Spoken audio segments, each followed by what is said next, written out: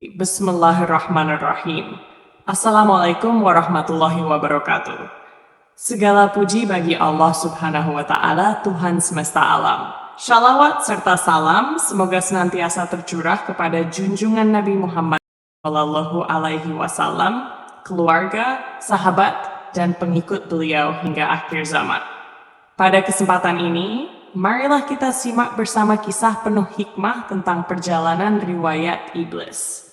Dunia gaib mungkin hanya hayal atau bukan nyata di mata orang awam. Tapi sebenarnya apa yang terjadi di dunia gaib itu mempengaruhi kejadian-kejadian yang terjadi di dunia nyata. Sebenarnya kalau orang mau berpikiran logis, jauh ke depan dan jauh ke belakang, maka akan mempunyai kesimpulan yang akurat tentang kejadian yang terjadi. Mungkin masih belum ngeh dengan maksud dari apa yang kutulis. Begini, manusia itu di zaman diciptakan oleh Allah. Ada kisah bersama iblis. Ibnu Katsir dan penafsir lainnya menulis bahwa nama asli iblis adalah seorang malaikat yang rupawan dan memiliki 4 sayap. Bahkan menjadi Sayyidul Malaikat sebagai pemimpin malaikat Karubiyin, dan juga mendapat tugas sebagai Khozin atau bendaharawan sorga selama beberapa puluh ribu tahun sebelum membangkang kepada Allah. Hadis riwayat Ibnu Abbas dari Muhammad bin Ishaq, dari Khalad, dari Ibnu Atho, dari Tawus, dan dari beberapa hadis yang lain. Namun kalau dihadapkan pada ayat, La ayashunallaha ma'amarohum wa yaf'aluuna ma'ayumarun, dan para malaikat itu tidak akan mendurhakai Allah, dan mereka akan selalu melaksanakan apa yang diperintahkan. Maka Ijajil ini mungkin hanya hidup dekat dengan para malaikat, tapi ia sendiri bukan malaikat. Namun level ibadahnya setara dengan malaikat, seperti Jibril, Israel, Israfil, Mikail, dan lain-lain. Dan ini sesuai dengan pernyataan iblis sendiri. Khalaqtani min na'ar, engkau ciptakan aku dari api. Sedangkan kita tahu, para malaikat itu diciptakan dari nur, bukan dari api. Dalam ayat lain disebutkan, Ka'ana minal jin, iblis itu bagian dari bangsa jin. Demikian juga mereka berkeluarga dan punya anak turun-temurun seperti Ifrit, sebagaimana disampaikan oleh Imam Mujahid dan Qatadah. Innahum yatawalladuuna kama yatawalladu banu Adam, tidak sebagaimana malaikat yang tidak beranak, tidak beristri. Al-Khozin Al-Baghawi surat 12, surat Al-Kahfi 50. Namanya berubah menjadi iblis. Ketika Allah menciptakan Adam alaihi salam sebagai calon khalifah di bumi dan memerintahkan seluruh malaikat untuk sujud hormat, bukan sujud menyembah, kepada Adam yang telah diberikan beberapa kelebihan ilmu, maka seluruh malaikat pun bersujud menghormat Adam, kecuali Ijajil, karena dipengaruhi oleh karakter aslinya, yakni dengki dan sombong, takabur. Dia menolak karena Adam hanyalah makhluk yang diciptakan dari tanah, sedang dia diciptakan dari api. Aba'a wastakbara wa ka'ana minal ka'afiriin. Dia menolak dan menyombongkan diri, maka dia termasuk ke dalam kelompok mereka yang kafir. Maka sejak pembangkangan dan kesombongannya itu, runtuhlah kemuliaan dan ketinggian namanya. Dalam bahasa Ibrani, Azza sama dengan Izzah wa mulia. El sama dengan Eli, Allah. Jadi Azazil sama dengan makhluk yang dimuliakan Allah. Rupanya pun berubah buruk menakutkan. Dan sebutan panggilannya diganti oleh Allah menjadi iblis laknatullah, dari kalimat yang artinya terputus dari rahmat Allah. Maka siapapun, bahkan termasuk makhluk yang pada awalnya mulia seperti Ijajil, yang amaliyahnya setara atau bahkan mengungguli amaliyah para malaikat, ketika dia melakukan 2 hal tersebut di atas. 1. Aba, membangkang. 2. Istakbaro, pembangkangan yang dilakukan karena kesombongan hatinya, maka akan jatuhlah ia pada kekafiran. Iblis, bapak segala setan, hidup sampai akhir zaman. Karena pembangkangannya, maka Allah pun melaknatinya dan mengancam siapapun yang ikut membangkang bersamanya dengan firman-Nya. Sesungguhnya aku pasti akan memenuhi neraka jahanam dengan jenis kamu dan segala orang-orang yang mengikuti kamu di antara mereka semuanya. Karena ia menganggap kemuliaannya runtuh gara-gara Adam, ia pun mendendam dan bersumpah akan menggoda serta merayu Adam dan seluruh keturunannya, kecuali mereka-mereka yang hatinya bersih dan ikhlas. Maka segala godaan dan rayuan tak akan mempan menghadapi orang-orang yang hati dan jiwanya bersih. Untuk melampiaskan dendamnya, ia memohon kepada Allah agar kematiannya ditunda sampai hari kiamat. Ia pun memohon, "Ya Tuhanku, kalau begitu, maka beri tangguhlah kepadaku sampai hari manusia dibangkitkan." Al-Hijr 36, Tersupersuman. Allah mengabulkan permintaan iblis tersebut dengan firman-Nya, "Sesungguhnya kamu termasuk golongan yang ditangguhkan ajalnya sampai waktu yang telah dimaklumi, yakni hari kiamat." Hari kiamat. Demikianlah, iblis dan segala zuriatnya tak akan mati dan terus beranak pinak sampai hari kiamat tiba. Dan terus-menerus, tanpa kenal lelah, akan menggoda dan merayu zuriat Adam. Jangan mengira kalau iblis itu ciptaan Allah yang buruk. Dahulu kala, ribuan tahun jauh sebelum manusia diciptakan, setelah Lauful Mahfudz, bumi, langit, surga, dan neraka diciptakan, saat dimana malaikat dan iblis hidup berdampingan dalam damai. Saat itu, iblis adalah bagian dari malaikat. Wajahnya sangat tampan, sayapnya hitam berkilau, perangainya sangat baik, cerdas, rajin, sopan, juga sangat taat pada Allah, selalu beribadah dengan penuh keikhlasan. Karena ketaatannya, iblis pun menjadi makhluk kesayangan Allah saat itu. Tak hanya Allah saja, para malaikat di bumi, langit, dan arsy pun sangat menyayangi dan menghormatinya. Iblis sangat pandai, dan dengan kepandaiannya itu tidak membuat dirinya sombong. Ia tetap rajin belajar di perpustakaan langit. Semua malaikat tahu tak sembarang malaikat yang diizinkan membaca kitab Lauful Mahfudz. Namun, iblis pernah memiliki izin khusus tersebut. Dalam sebuah kitab disebutkan, karena berbagai keistimewaannya, Allah dan para malaikat memberinya lakob, julukan kehormatan, sampai 7 nama, yaitu Al-Abid, Az-Zahid, Al-Arif Billah, Al-Wali, At-Takim, Al-Khodim, dan Al-Wirai. Malaikat di langit pertama lebih suka memanggilnya dengan nama Al-Abid, yang berarti hamba Allah. Meskipun semua makhluk pada dasarnya adalah abid, hamba Allah. Namun saat itu hanya iblis yang menyandang gelar Al-Abid, hamba kepercayaan Allah yang paling taat. Malaikat di langit kedua memanggilnya dengan sebutan Al-Zahid, makhluk yang paling zuhud. Waktu telah membuktikan, selama 80.000 tahun sejak penciptaannya, iblis bersama para malaikat terus-menerus tawaf di Baitul Ma'mur, Ka'bah yang ada di langit. Setelah itu, selama 40.000 tahun lamanya, iblis menjabat menjadi pemimpin malaikat di surga. Kemudian ia mengundurkan diri dari jabatannya dan menjadi penasehat selama 20.000 tahun. Iblis juga pernah beribadah bersama para malaikat arsy selama 100.000 tahun. Padahal kita tahu bahwa hanya malaikat tingkat tinggi saja yang bisa naik ke arsy Allah. Tak hanya itu, iblis juga pernah beribadah dan berkumpul bersama malaikat karobiyin dan malaikat rohaniin masing-masing selama 100.000 tahun. Namun semua itu tidak membuat iblis sombong. Hatinya benar-benar tulus dan ikhlas beribadah kepada Allah. Malaikat langit ketiga sepakat memanggilnya Al-Arif Billah karena kedekatannya dengan Allah. Malaikat langit keempat memanggilnya Al-Wali, kekasih Allah. Bila Allah memanggil, "Ya Wali, wahai kekasihku," tak ada satupun makhluk yang berani menjawab kecuali iblis. Karena mereka tahu, hanya iblislah yang dimaksud. Saat itu tak ada satupun makhluk yang lebih dekat posisinya dengan Allah kecuali iblis.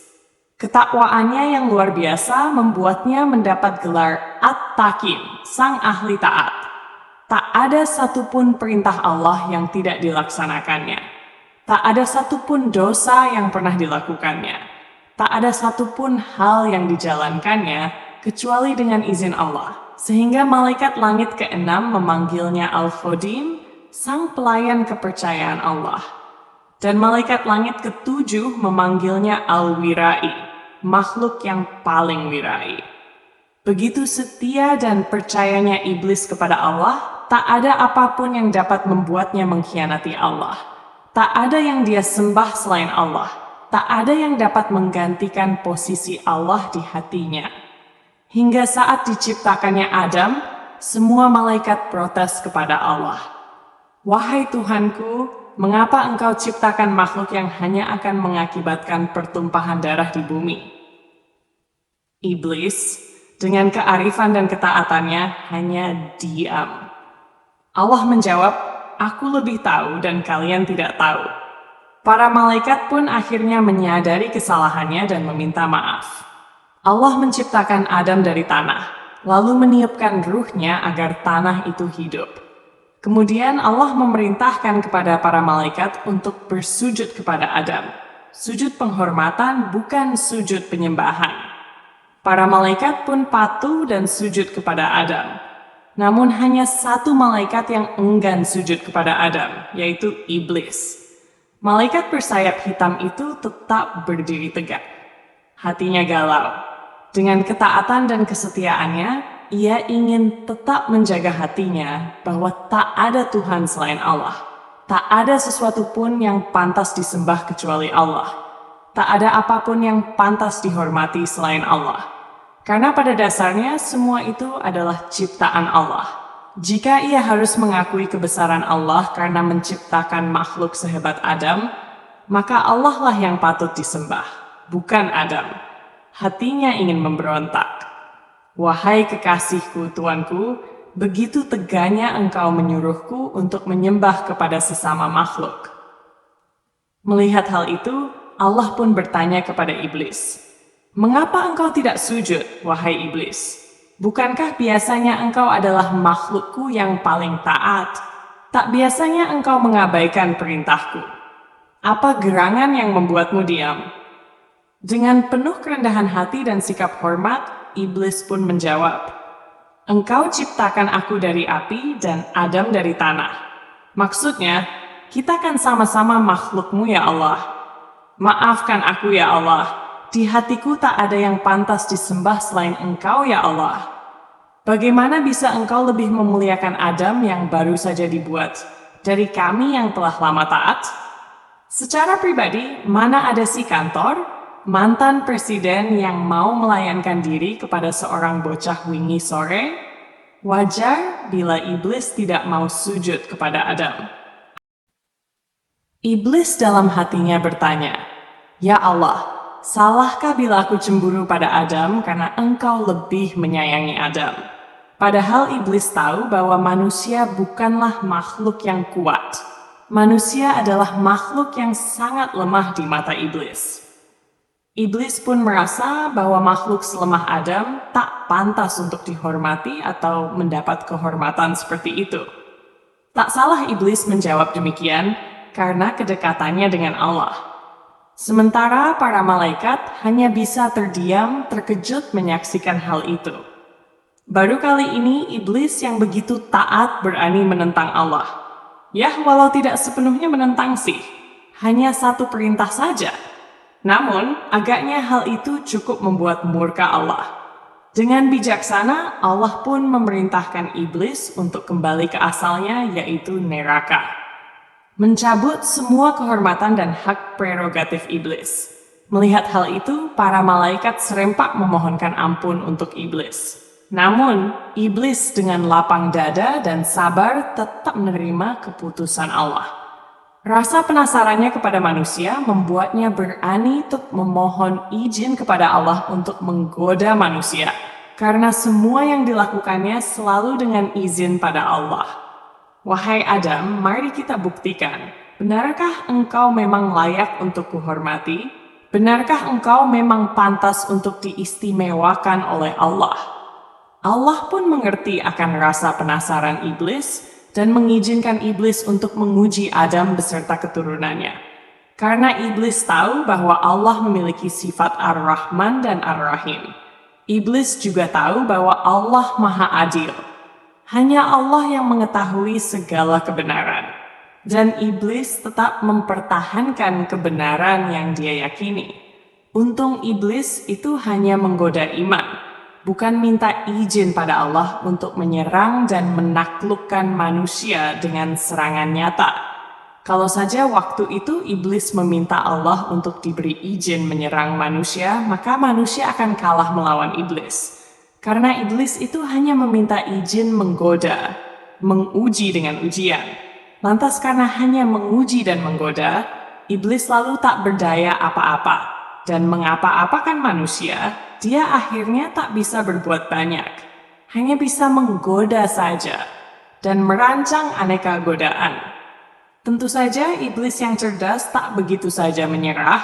Dia lalu menggoda manusia untuk mengganggu manusia yang lain, meniupkan rasa iri dan dengki, menggoda jin juga yang lebih punya daya pada manusia untuk bisa digodanya untuk menggoda manusia dengan merasukinya. Dan iblis memberi hadiah keilmuan kepada jin atau manusia yang mau bersekutu dengannya. Dari situlah timbul masalah. Penyakit atau apa juga yang menimpa manusia sebenarnya kalau ditelusuri itu adalah ulah iblis. Dan Allah memberi izin pada iblis untuk melakukan itu. Seperti terjadi kejadian medis atau kejadian alam, sebenarnya kalau orang mau menelusuri asal kejadian, akan ditemukan kenyataan hakikat kejadian. Ada penyakit di diri manusia dan ada sebab musababnya. Seringkali manusia hanya menghilangkan efeknya dan mengobati boroknya. Dan sebab borok itu terjadi sama sekali tak diobati. Sering menebang pohon, tapi akar dari pohon itu tak dicabut. Entah kejadian alam atau kejadian sakit di tubuh, jika ditelusuri dengan akal yang cerdas, bahkan jika manusia itu dibukakan asli kejadian, ya akan kembali pada penciptaan Adam. Seperti gunung berapi saja, jika orang itu tahu, sebenarnya ada para jin yang menyalakan kompor atau perapian besar di bawah tanah. Logika saja, apa ada barang yang bisa terbakar kalau tanpa pencampuran bahan bakar yang tepat? Manusia saja kalau mau menyalakan kompor harus ada gas, harus gasnya disimpan dalam tabung gas, ada selang dan lain-lain, sampai kompor bisa menyala. Kalau gas habis juga tak akan menyala lagi, itu kompor. Jadi itu yang terjadi bagaimana kenapa kejadian alam itu terjadi. Tak bisa terjadi dengan sendirinya. Di alam ini, Allah telah menentukan hukum, syarat syariat, sebab akibat, dan manusia menggali sunatullah itu, menggali aturan atau syarat dan syariatnya. Ada unsur, namanya syarat, dan ada perbuatan menyatukan unsur dengan ramuan yang pas, sehingga memperoleh hasil yang diharapkan. Semua mobil, pesawat, makan, minum, dan apa saja, itu memadukan unsur alam dengan paduan yang tepat, sehingga dihasilkan apa yang diinginkan. Pesawat bisa terbang, mobil bisa jalan, makanan asin karena kebanyakan garam. Memadukan unsur dengan tepat itu namanya syariat. Tujuan dicapainya tujuan pengambilan syarat atau benda atau perbuatan dan memadukan lalu tujuan yang akan dicapai itu namanya hakikat. Dan menjalankan semua sampai dari adanya syarat, syariat, hakikat dijalankan di satu perbuatan itu namanya tarekat.